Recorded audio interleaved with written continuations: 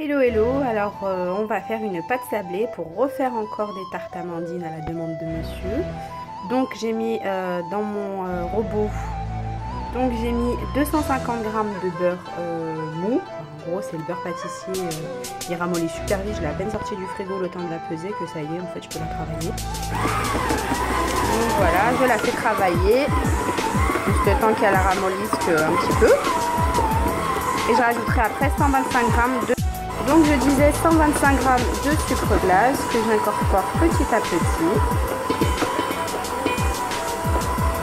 avec le beurre. Bon là on voit que ça ne se mélange pas du tout, c'est pas grave. Je vais rajouter à ça donc mes 2 œufs, petit à petit aussi, pour tout bien mélanger. Voilà, ça commence à bien prendre forme, donc j'augmente un peu la vitesse pour vraiment bien tout mélanger. Et je vais rajouter après mon arôme de vanille, une cuillère à soupe. Bon les filles, par contre j'ai oublié de vous dire, normalement on est censé mettre une cuillère à café de levure chimique, mais malheur à moi j'en ai plus du tout. C'est le pire crime de l'humanité pour moi.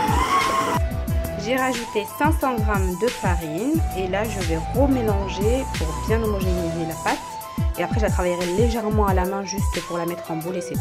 Voilà, changement de plan de travail. Du coup j'ai mis un petit peu de farine sur mon plan de travail, léger, hein, juste pour ramasser en fait ma pâte qui était comme ça, donc ça fait un petit truc dégueulasse. Comme je disais, ça fait un petit truc dégueulasse qui colle aux doigts, donc on n'hésite pas à bien mettre de la farine sur ses doigts et en mettre sur le plan de travail pour bien ramasser la pâte en boule. Et après on va la mettre dans un film plastique et on va la réserver au frigo pour que le beurre qui est dedans durcisse un petit peu, pour pouvoir après l'étaler et faire des petites tartelettes. Voilà, donc il me restait un petit peu de pâte sablée de la dernière fois. Donc j'ai refait de la frangipane, j'en ai refait quelques-unes au moins qu'elles soient prêtes. Et puis sinon, le reste de la recette, ça va être pour ce soir où je ferai le reste des tartelettes avec ma frangipane et je vous dirai exactement ce que j'ai mis dans la frangipane. Alors j'ai sorti ma pâte, je l'ai laissé un petit peu mixer dehors. Ensuite je l'ai étalée avec un petit peu de farine et j'ai pris des tartelettes, des fonds de tarte. Et donc j'ai pris des tartes à fond amovible, pratique. Bon, je les ai achetées en Tunisie, hein, c'était pas ici forcément. Donc j'ai pris l'empreinte. Donc ensuite je mets mon fond amovible, je mets mon fond de tarte. Bon là j'aurais besoin normalement de mes 2 mains, mais en gros vous l'étalez quoi, vous appuyez. Donc voilà, j'ai bien appuyé au centre pour faire ramener. Ensuite j'ai fait le tour comme ça en appuyant sur les côtés. Une fois que j'ai fait ça, je vais piquer avec une petite fourchette.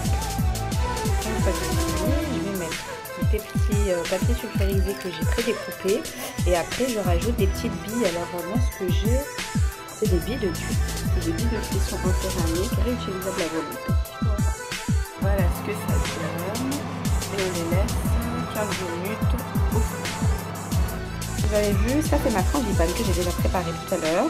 Donc j'y ai mis les ingrédients que j'ai fait dans la petite recette que je vous ai notée tout à l'heure. J'ai tout incorporé à un.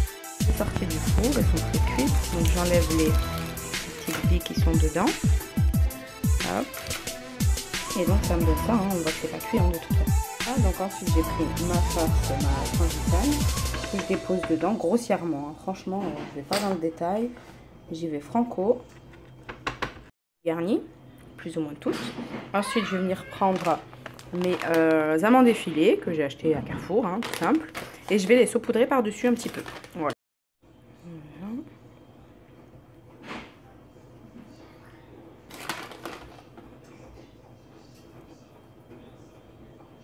Ensuite, je les remets au four. Ah, ça fait.